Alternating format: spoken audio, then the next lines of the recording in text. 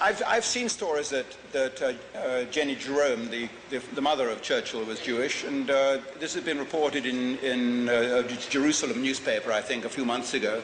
And now I'm obviously looking into that she had Jewish blood in her maternal line. Very interesting indeed. I don't think Churchill was cognizant of that fact. He never mentioned it.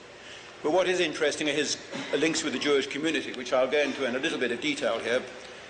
Because they've not been gone into by any of the other Churchill biographers for obvious reason. In particular, the main authorized Churchill biographer, Martin Gilbert, hasn't gone into it for the simple reason that he's one himself.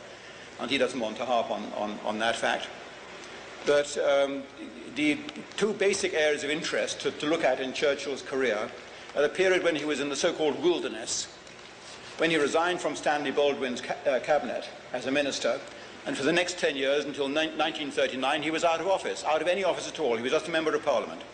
So all he had was his salary as a member of Parliament and his rather pitiful earnings as a journalist, and yet somehow he managed to support an enormous country estate, which cost a very large sum of money to support, with all the gardeners and the nurseries, and the nurses and the nannies and the cooks and the housekeepers and all the rest of it. He had a private staff of sometimes 20 or 30 people, all supported on his salary as a member of Parliament, which was at that time £500 per annum, $750 a year, or $2,000 actually, because at that time I think it was $4 to the pound.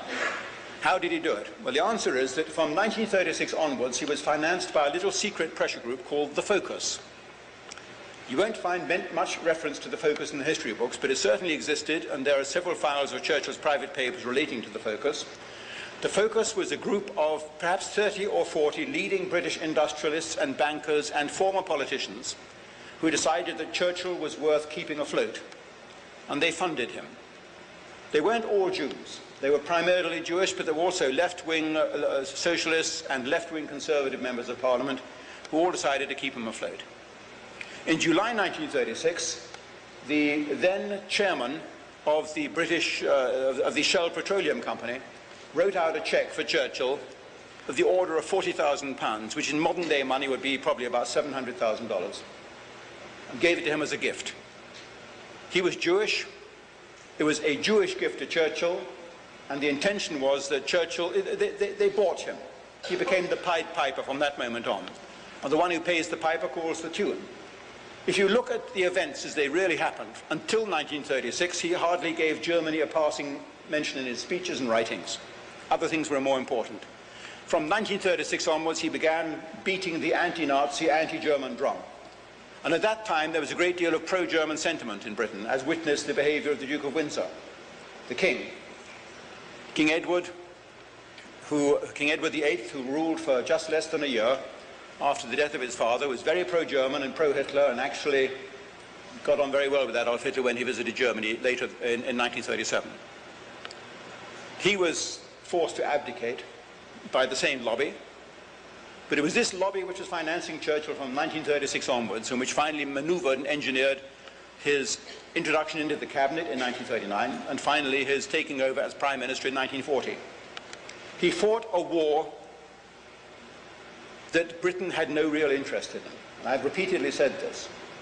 Any logical perception of World War II now, looking back after 50 years, screams to the high heavens. And we can see quite clearly that we should have said to the Poles in 1939, you've got a problem with the Germans, sort it out yourself. We should have said to the Jews, you've got a problem with the Nazis, sort it out yourself. It's no concern of Britain and the British Empire. We've got other fish to fry. That's what we should have said. Churchill, unfortunately, was beholden to these people, and he had no alternative. So in 1940, when we had a choice put to us of accepting the very generous peace offer that was put to us, which has been concealed from the history books by the Germans, or of fighting a totally senseless war onwards, Churchill took the wrong turning and bankrupted Britain and ruined the British Empire. I first said this in my book, Churchill's War in 1987, and now 5 other major historians have said the same thing. This has now become known as the revisionist line of history of the Second World War, and I'm the one who actually opened up that path, making people think the unthinkable, looking at the alternative route that we could have taken in 1940. In 1941, just to end this, it becomes very interesting indeed, because the Weizmann papers, which are the papers of Chaim Weizmann, who was the first president of the State of Israel, and he was the leader of the international Zionist movement throughout World War II. The Weizmann archives, foolishly or wisely, gave me complete access to all the Weizmann correspondence with Churchill. And in the Weizmann archives, all Churchill's correspondence with Weizmann throughout the war years and before the war, and all his notes on his meetings with Churchill. And I'm only going to mention one of those letters here. It's a letter written by Chaim Weizmann, the leader of the Zionist movement, at that time living in the United States, to Winston Churchill in September 1941, 3 months before Pearl Harbor, when Churchill is frantically trying to claw the United States into his war, because that's his only salvation.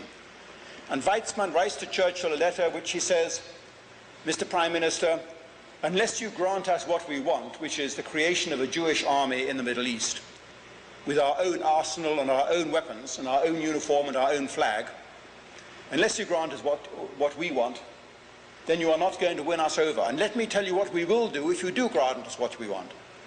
If you grant us our wishes, then we will act on your behalf in the United States. And remember, Mr. Churchill," he writes in this letter, "remember, we are the only powerful, unified bloc in the United States which solidly backs the British cause in this war."